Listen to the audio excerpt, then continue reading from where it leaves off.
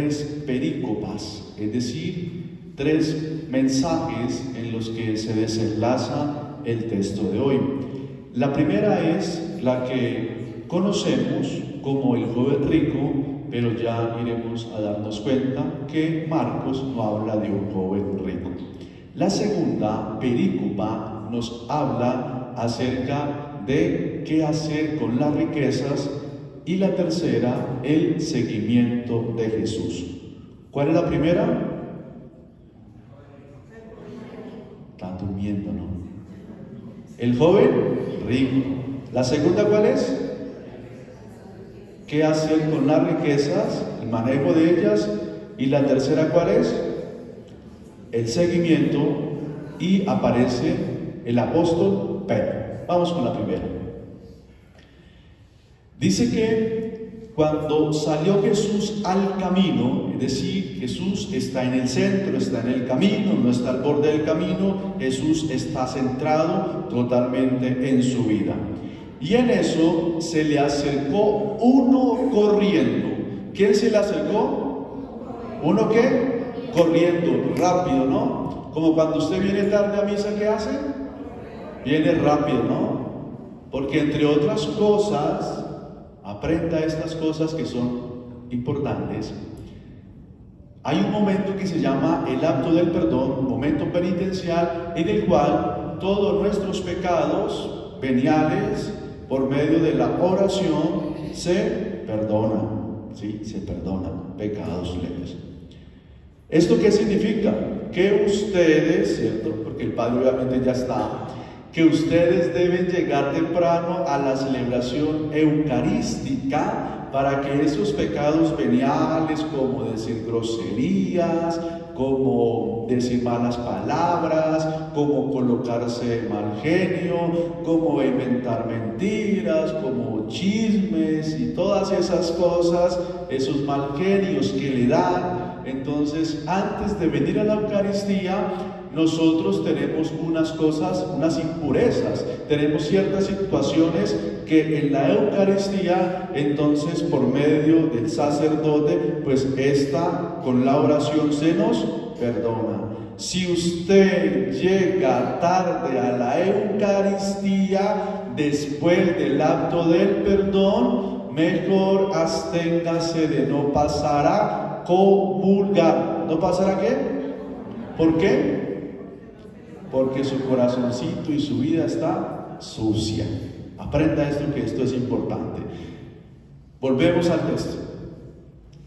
Esta persona se acercó a Jesús, ¿cómo hizo? Corriendo, es decir, deprisa, de insofacto, porque cuando usted tiene una necesidad, ¿qué hace? Busca cómo solventarla. En el pueblo de Israel, las personas buscaban a los rabinos, es decir, a los maestros, para que les enseñaran. Jesús llama a unos discípulos, a pesar de que Jesús también es un rabino, también es un maestro, él también se acerca a las personas, pero en este caso, esta persona ve con buenos ojos llegar a donde Jesús, y por eso lo hace corriendo, porque ante la necesidad hay que correr. Y él se arrodilló delante de Jesús. Fíjese, quiere acercarse al maestro, quiere estar con él y se arrodilla. Y le dice: Maestro bueno, ¿qué haré para heredar la vida eterna? ¿Qué le pregunta? ¿Y cuál adjetivo calificativo le da? Muy bien, sabe en español. Maestro bueno. Denótese que había una herejía que se llamaba el arrianismo. Y el arrianismo no cree en la divinidad ¿de quién? De Jesús. Y entonces utilizan este fragmento para decir que Jesús no tiene la divinidad. Y ustedes saben que decimos que Dios es Padre, Dios es Hijo y Dios es Espíritu Santo. Y Jesús tiene la divinidad de Dios, pero también tiene la divinidad humana, ¿cierto? En la kenosis, donde nosotros decimos que Jesucristo es verdadero Dios y verdadero hombre. Y el arrianismo entonces iba en contra de estas cosas. ¿Y por qué lo cuestiona? Porque Jesús le dice: ¿por qué me llamas bueno? Hemos dicho que Jesús suele utilizar las interlocuciones, es decir, que le hacen una pregunta y de esa pregunta que le hacen a Jesús, Jesús da una enseñanza. Y aquí le da una enseñanza contundente. Y le dice: no hay nadie más bueno que Dios. ¿Quién es bueno? Dios. Santo Tomás de Aquino lo llama el sumo bien. Nosotros, los padres omascos, lo llamamos también que Dios es bueno. Y Jesús está haciendo la interlocución, Jesús está interviniendo y le pregunta: ¿ya sabe los mandamientos? Y Jesús se los enumera. ¿Cuántos son los mandamientos de la ley de Dios? 10. ¿Cuál es el primero? Segundo. Tercero. Cuarto. ¿Cuáles son los primeros 3? Primero. Segundo.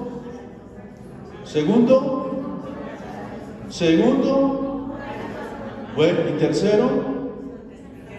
Muy bien, ahí, hasta ahí. Esos tres mandamientos que corresponden a la ley de Dios, ¿qué significan? Que usted ama a Dios, no jura su santo nombre y santifica ¿qué? Las fiestas. Detállese que en estos mandamientos que le está diciendo Jesús no aparecen estos 3. ¿Por qué no aparece? Porque Jesús le está diciendo aquí a este hombre que tiene que ser caritativo y tiene que ser honesto con los demás, porque estos mandamientos corresponden ¿a quién? Al prójimo. Y se lo dice: no matarás, no cometerás adulterio, no robarás, no darás falso testimonio, no estafarás, honra a tu padre y a tu madre. Les está dando los mandamientos de qué, los que hay que cumplir ¿con quién? Con el prójimo. Ni siquiera le está diciendo los 3 primeros mandamientos, porque de esta manera vamos a adquirir la vida eterna. Él le dijo: maestro, todo esto lo he cumplido desde mi juventud. ¿Cuándo los cumplió o los cumple? ¿Desde dónde? Desde la juventud. Es decir, que ya estaba bien, ya era de edad avanzada. Porque el evangelista Marcos comienza diciendo un hombre. En Mateo, que son los evangelios sinópticos, que son Mateo, Marcos, Lucas, Mateo habla de un joven rico. Lucas habla de un hombre ilustre, pero siempre calificándolo que era una persona que tenía dinero. Nosotros, cuando nos enseñan desde muy pequeños a cumplir los mandamientos, ¿qué sucede? Cuando usted es joven, cuando está adulto, ya cuando está demasiadamente adulto, en la adultez, nosotros todos esos principios fundantes que nos enseñaron desde que éramos niños, cuando somos y avanzamos en edad, ¿qué sucede? Los cumplimos porque nos han enseñado. Pero si usted no ha enseñado los mandamientos, pues ¿quién los va a cumplir? Si usted no se sabe los mandamientos, ¿cómo va a ser una persona para heredar la vida eterna? Porque usted lo que conoce lo ama. Por eso uno ama la Eucaristía, porque sabe que es una celebración de acción de gracias. Usted ama el Santo Rosario porque le está orando a la Virgen María y sabe que allí va a recibir gracias y bendiciones. Todo lo que usted ama, lo amará cada día más porque lo conoce. Usted no puede amar a quien no conoce. ¿A quién no qué? Por eso el esposo ama a quién. Porque la ama, no la esposa de la otra, no, porque la ama, porque está con ella, porque siempre permanece, entonces es capaz de ¿qué? De amar, de amar. Una palabra entrañablemente bonita es la capacidad de amar. Y Jesús, al verlo, sintió compasión, una mirada tierna, una mirada profunda le hace Jesús, y dice así, se quedó mirándolo. ¿Se quedó qué? Lo amó y le dijo. Fíjese que Jesús lo mira con compasión. Cuando uno se equivoca, y volvamos a la niñez, y la mamá lo corrige, ¿cómo lo mira? Con ternura, con compasión. Y ya las 3 veces ya no lo mira con ternura, sino que le pega su chancletazo, ¿no? Pero aquí Jesús está mirando a esta persona con ternura, porque cuando se queda mirándolo fijamente a uno, significa que le van a decir algo, ¿cierto? Porque usted no mira a alguien y mira al piso para decirle, ¿no? A no ser de que sea un animal, entonces tenga que bajar la casa, no mentira. Siempre miramos a los ojos cuando tenemos que hacer alguna intervención a una persona, porque todos decimos o sabemos que los ojos son la ventana del corazón. Pero muchas veces nosotros no resistimos la mirada ¿de quién? De Jesús. No la resiste. ¿Por qué? Porque hay algo dentro de sí que no le permiten visualizar esa mirada tierna y compasiva de Jesús. Cuando a uno la mamá lo mira con amor, es porque lo va a corregir. Sin embargo, hay hijos que son sinvergüenzas o somos sinvergüenzas y no nos dejamos educar ni mirar por quién, por nuestra mamá. Y cuando uno mira a una persona y no le mantiene la mirada, es porque le está mintiendo o desvía la mirada. Claro, hay algunos que tenemos una mirada inquisidora, entonces no dejamos que los otros nos miren a los ojos y nos sentimos incómodos. Pero en este caso Jesús lo mira con compasión, lo amó, fíjese, lo amó y le dijo, una cosa te hace falta. ¿Qué le dijo Jesús? Una cosa te hace falta. ¿Qué cosas le hacen falta a ustedes para ser felices? ¿Qué le hace falta? ¿El esposo? ¿La esposa? ¿Los hijos? ¿El trabajo? ¿La plata? ¿Qué les hace falta para ser feliz? Fíjese que el Señor sabe que este hombre está muy apegado ¿a qué? A los bienes materiales, muy apegado y no los quiere soltar. Y el Señor le dice, mira, una cosa te hace falta, vende todo eso que lo ata, todo eso que lo tiene, denle el dinero a los pobres y tendrás un tesoro en el cielo y luego ven y sígueme. Después de usted hacer unas renuncias a su vida, puede seguir a quién? A Jesús. Cuando se casa el esposo con la esposa, entonces el esposo ¿a qué renuncia? A todas las mujeres. Y le dedica su mirada ¿a quién? A su esposa. Claro, ¿no? Dice el Señor fijamente, cuando usted decide estudiar una carrera universitaria, usted renuncia ¿a qué? A otras carreras. Puede ser que sean afines a otros estudios, pero usted renuncia. Usted ahorita que está en esta Eucaristía renunció a quedarse en la casa mirando televisión, escuchando música, haciendo aseo, en fin, porque usted renunció para venir ¿a qué? A la Eucaristía. El Señor nos invita a nosotros para que renunciemos a aquellas cosas que nos atan, que nos tienen ahí amordazados y que no nos permiten ser libres y nosotros entregarnos ¿a quién? Al Señor. ¿Y cómo usted se entrega al Señor? Pues cumpliendo con los mandamientos de la ley de Dios. Él que buscó a Jesús, lo buscó porque era su maestro, a estas palabras frunció el ceño, se marchó y se fue muy triste. ¿Cómo se fue? ¿Cómo usted sale después de la Eucaristía? Pensé que triste, si sale triste ya perdí el tiempo aquí, no me entiende. Usted sale alegre, porque la tristeza no es de Dios. Cuando usted mantiene triste, usted no tiene ilusiones. Cuando usted se acuesta en la noche y al otro día se levanta y usted tiene una tristeza que lo embarga, esa tristeza lo quiere tener ahí atado para que usted no se levante y no tenga una motivación por la cual hacer las cosas. Tantas personas que sufren ¿de qué? De tristeza. Y cuando usted tiene tristeza, no tiene autoestima. Cuando usted tiene tristeza, usted se queda ahí pegado. Y eso no es de Dios.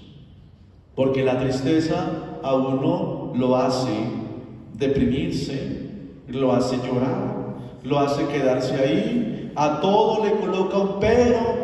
Ay, pero ¿para qué levantarme? Ay, pero ¿para qué hacer esto? Ay, pero ¿para qué? No se queje, levántese y dele gracias a Dios, échese agüita en la cara, comience a hacer aseo, tienda la cama, planee su día para que usted en el nombre del Señor inicie. Y eso es lo que le pasa a muchas personas que no son agradecidas con Dios, porque hay recuerdos que la gente guarda en su corazón constantemente que no han sido capaces de sacar. Y por eso cuando se recuerdan ese hecho que le hizo su hermano, su papá, su mamá, el vecino, la persona allá del trabajo, usted siempre se acuerda y va a estar triste todo el día. No, usted no puede dejarse llenar de un mundo o de unas situaciones de tristeza. ¿Cuántos de nosotros tenemos nuestra cara triste, nuestra cara ajada, desgastada, porque no hemos sido capaces de liberar esas situaciones? Y lo más triste es que usted, teniendo al Maestro, teniendo a Jesús, no sea capaz de seguirlo. Lo más triste es que usted, teniendo la posibilidad de leer la palabra de Dios, de participar de la Eucaristía, no venga o no esté conectado para escucharla, por lo menos. Es triste. ¿Cuántas personas viven en esa tristeza de la soledad? Por eso hay que ayudar a las personas para que vivan su fe. Y hasta aquí entonces el Señor le está diciendo que no se marchó y se fue muy triste. Y Jesús, mirando alrededor, aquí terminamos con la primera perícopa. ¿Con la primera qué? Ya hablan técnicamente. Con la primera perícopa, es decir, con el primer relato que encontramos. Y aquí entonces comienza el Señor a hablar acerca de las riquezas. ¿De qué?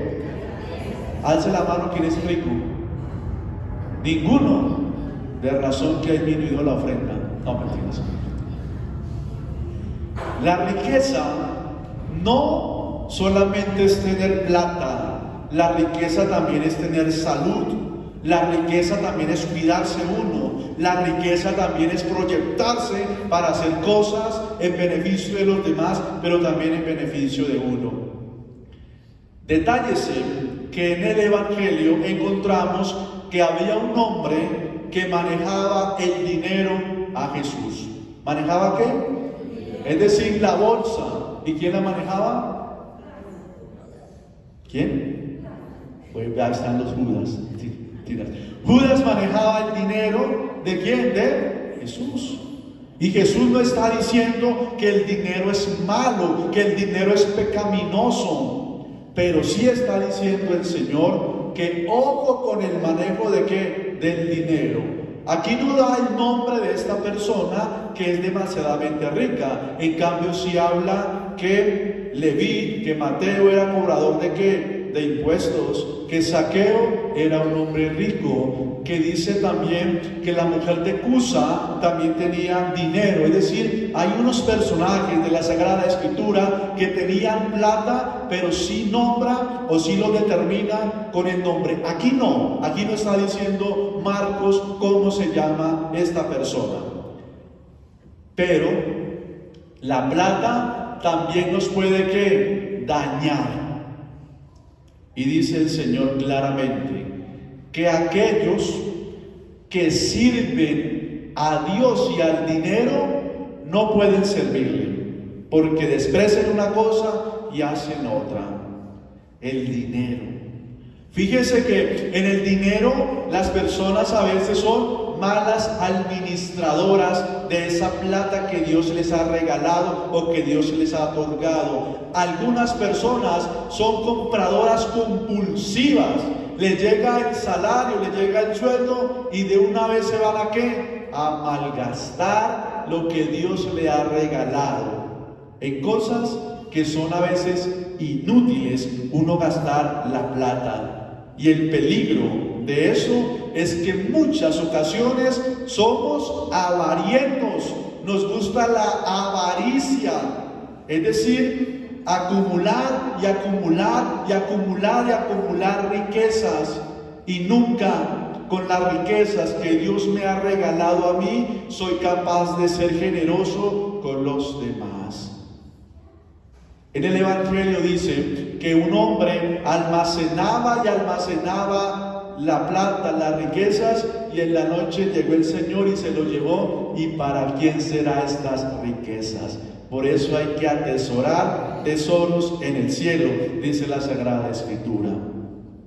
Pues ustedes y yo, que hemos sido bendecidos por Dios por muchas riquezas, tenemos que ser buenos administradores de lo que Dios le ha regalado, porque la prosperidad y la abundancia Dios nos la da, pero en ocasiones no somos las mejores personas para tener una visión proyectiva de poder ayudar a los demás.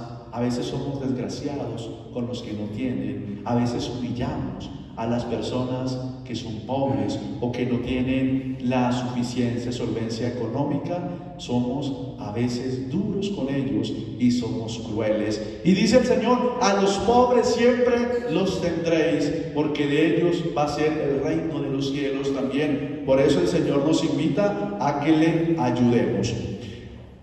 Y dice el Señor: qué difícil le es entrar en el reino de Dios a los que tienen riquezas. ¿Por qué? Porque las riquezas lo apegan, las riquezas lo sumergen.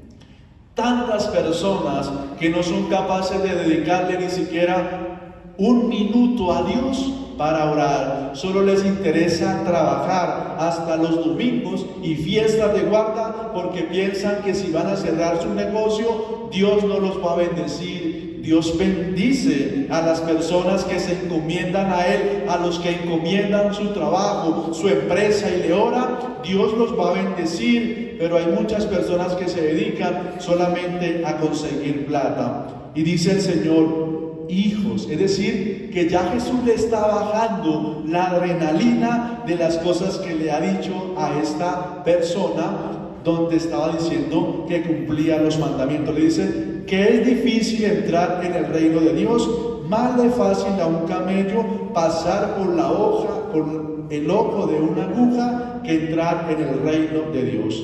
Hagan el ojo de una aguja con el dedo a ver. Hagan el ojito a ver. Están tímidos hoy. Eso es porque mañana seguramente es festivo, ¿no? Un ojito de una aguja es algo chiquititico, ¿no? Pequeñito. Y entonces está diciendo el Señor que es más fácil que un camello. Un camello más o menos mide 180 y siempre mantiene erguido. Y tenía que pasar el ojo de la aguja. Es que aquí el Señor está utilizando un género literario que se llama la hipérbole. ¿Cómo se llama? Muy bien, ustedes ya después de un año van a salir hablando muy bien. La hipérbole es un género literario que es una exageración. Como cuando usted le dice: le quedó sin sal la sopa. ¿Qué le está diciendo? Que quedó más salada para que se lo coman los barranos. No, mentiras. Entonces usamos a veces las exageraciones. Recuerde que Jesús también utilizaba la hipérbole. En el Evangelio la vez pasada que leíamos, que decíamos que si tu ojo te hace pecar, ¿qué tiene que hacer? Sacárselo. Está utilizando una ¿qué? Una hipérbole doble para denotar lo que significa el pecado. Pues aquí Jesús le está diciendo a ellos sobre el ojo de una aguja. ¿Qué sucede? El ojo de la aguja, miren mis manos acá para que se despierten. Hola, aquí estoy. Entonces, tenían que pasar, miren acá, por una, digámoslo así, una puerta así de pequeña como mis manos, y tenía que pasar ¿quién? El camello. Entonces, si el camello venía cargado, tenían que descargarlo y a veces pasarlo a la fuerza o a las malas para que llegara al otro lugar. Porque Jesús está aquí haciendo una exageración diciendo: no se apegue mucho a las cosas materiales. Y ellos decían: entonces, ¿quién puede salvarse? ¿Quién se va a salvar si el Señor está hablando de eso? Pues nuestro objetivo fundamental de haber venido a esta tierra es buscar que la vida eterna, y todos nosotros queremos salvarnos. ¿Y cómo nos salvamos? Cumpliendo los mandamientos, haciendo obras de caridad, siendo buenas personas. Hasta aquí llegamos en la segunda perícopa. ¿En la qué? ¿En cuál? En la segunda. ¿Cuántas faltan? Una, Padre. Y la que falta es la de Pedro, la de seguirle. Y le dice el Señor: yo he dejado todo, he dejado lo que tengo, Señor. Entonces, ¿qué me va a corresponder a mí? ¿Usted qué ha dejado para seguir al Señor? Todavía carga cosas del pasado y las lleva arrastradas para adelante y no es capaz de seguir a Jesús. ¿Usted qué no ha sido capaz de entregarle al Señor? Ha sido capaz de entregarle cosas que ha vivido, sus recuerdos, sus situaciones, sus pecados. Todavía se sigue recordando de ese pecado que confesó cuando tenía 15 años y vuelve y lo confiesa, y vuelve y lo confiesa, y vuelve y lo confiesa. Eso significa que usted todavía no le ha entregado esas cosas al Señor. Y fíjense que los sacerdotes, los obispos, dejamos a veces hasta la tierra, hasta la casa, el papá y la mamá para seguir al Señor. Y tanta gente que es inclemente cuando un sacerdote se equivoca.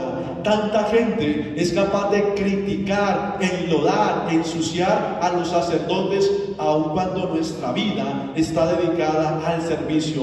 Claro que sí, nos equivocamos, cometemos errores, pero sin embargo nosotros hemos dejado tantas cosas para seguirle al Señor, y la gente a veces, en vez de orar por estos pecadores, nos critica. La gente, en vez de elevar una súplica porque tiene un sacerdote que celebra la Eucaristía, que así como el Padre Eider se demora media hora predicando, así como un sacerdote puede demorarse 5 minutos, usted lo critica. Qué padre tan regañón, qué misa tan larga, qué cosas que el Padre está diciendo. Eso creo que el Padre dice: no me cae bien a mí. Pues queridos hermanos, órele al Señor para que transforme el corazón de los sacerdotes, de los seminaristas y todos aquellos que seguimos a Cristo. Pero ustedes también, que han dejado tantas cosas, quizás su pueblo, que se vinieron para Bogotá o se están en otros lugares en señal de un futuro, en busca de algo bueno, de un país, pues usted está realizándose. Pero lo más importante es que uno se sienta feliz en lo que hace, que uno se sienta lleno y pleno de las cosas que realiza, así sea lo mínimo que haga, pero por lo menos que usted esté convencido de lo que realiza. Por eso Pedro le está diciendo: mire, Señor, dejé ese chile viejo, dejé allá la persona que tenía a mi lado y me vine, Señor, y que me espera. Y el Señor le dice: mire, Pedro, el Señor le recompensará, porque el Señor es muy generoso en dar ¿a qué? A sus hijos. Nunca, gracias a Dios, a los que seguimos al Señor nos ha faltado nada. Antes bien, Dios ha sido muy grande, muy misericordioso con nosotros. Iniciamos la reconstrucción de nuestro templo. ¿Y quién nos ha ayudado? Dios, la Virgen María y ustedes. No nos hemos sentido desamparados, aunque a veces cuando llega el momento de pagarle a el sueldo y de pasar la plata, a veces pensamos, pero la providencia divina y Dios es grande y misericordioso y los aportes llegan. ¿Por qué? Porque hemos dejado cosas para seguir al Señor. Por eso que Dios siga bendiciendo nuestra economía, nuestra prosperidad, aquellas cosas que emprendemos, nuestros negocios, nuestras situaciones, que sea Dios quien nos ayude y que multiplique, porque bien sabemos que Dios tiene la plata para reconstruir el templo y Él también nos la va a conceder a nosotros para que su obra que hemos iniciado la tengamos arreglada. ¿Para qué? Para la Virgen, Nuestra Señora de Guadalupe, que agradece también